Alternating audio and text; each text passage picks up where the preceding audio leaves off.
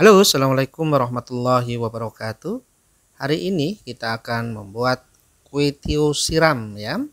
Seperti apa cara membuatnya dan apa saja bahan yang harus disiapkan untuk membuat kue tio siram ini? Ya, untuk bahan dan bagaimana cara membuatnya, mari kita ikuti video berikut ini ya. Bahan utamanya tentu saja adalah kue tio.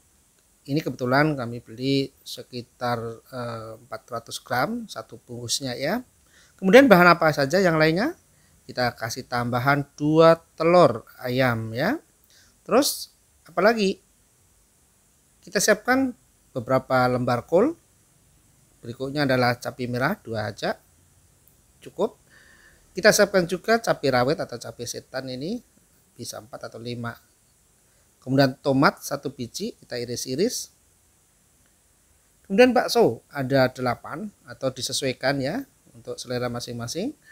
Daun sawi hijau ini cukup 5 lembar aja, dan ada daun bawang ya kita 2 batang dan 4 bawang putih ya. Oke, kemudian apa saja tambahannya? Ya, kita siapkan juga bumbu-bumbu lainnya seperti kaldu jamur 1 sendok makan. Kemudian ada lada bubuk cukup setengah sendok teh. Ada garam ya setengah sendok teh juga, serta micin ya, ini opsional setengah sendok teh. Nah, bagaimana cara membuatnya? Pertama-tama kita haluskan dulu ya cabai tadi, ada cabai merah besar, ada cabai rawit dan ada bawang ya. Tetapi sobat kuliner bisa menambahkan juga miri ya, atau tambah juga bawang merah, yaitu adalah selera masing-masing ya.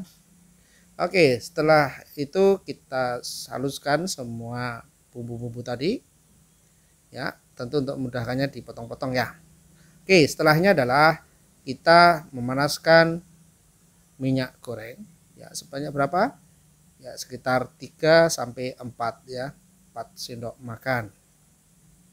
Kita panaskan di dalam wajan ya, dan kita ratakan untuk permukaan wajannya supaya nanti tidak lengket ya.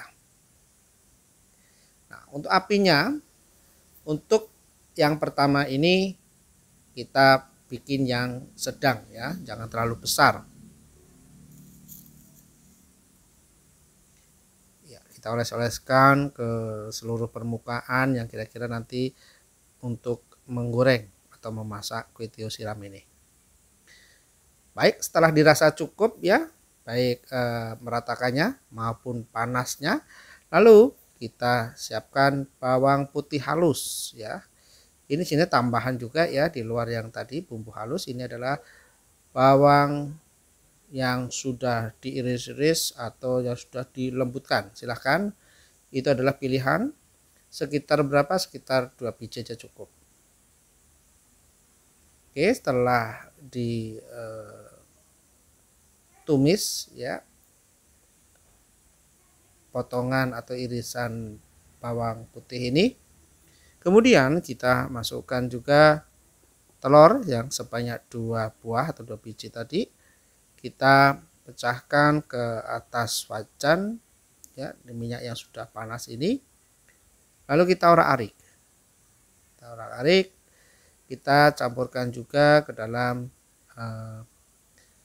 tumisan bawang putih tadi. Ya, tujuannya agar masakan nanti itu bisa lebih enak ya, lembut nantinya. Oke. Setelah kita goreng dan kita acak-acak, istilahnya kita orak-arik telur tadi, lalu kita pastikan telur ini sudah matang ya, tapi tidak kosong, tidak kering. Lalu kita masukkan kue tio sebanyak 400 gram tadi ya.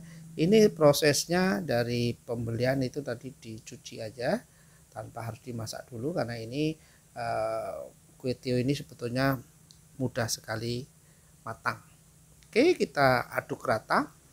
dengan yang ada tadi ya.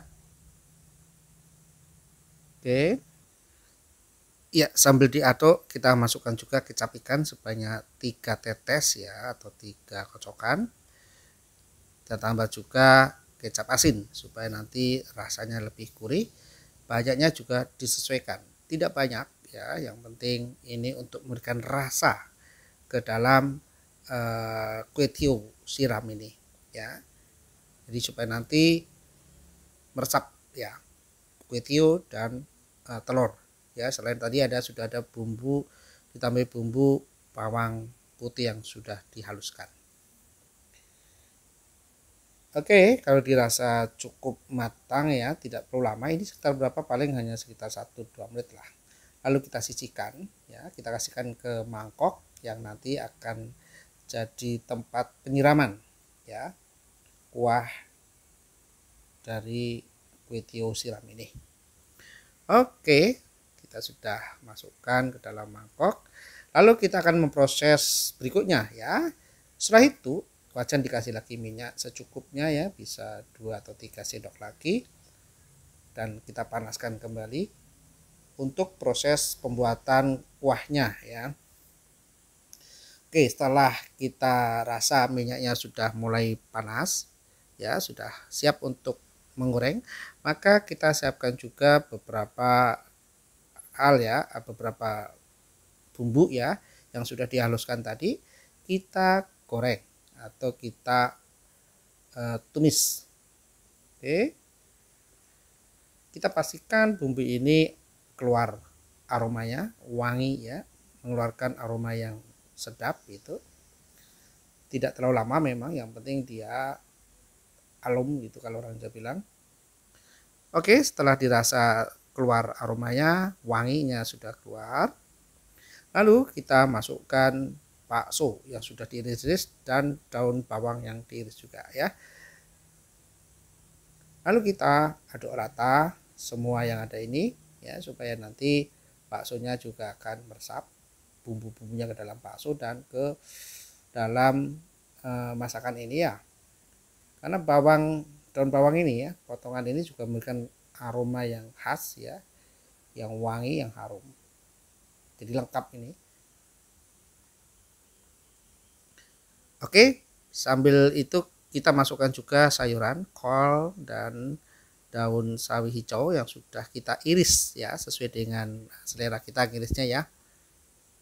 Oke.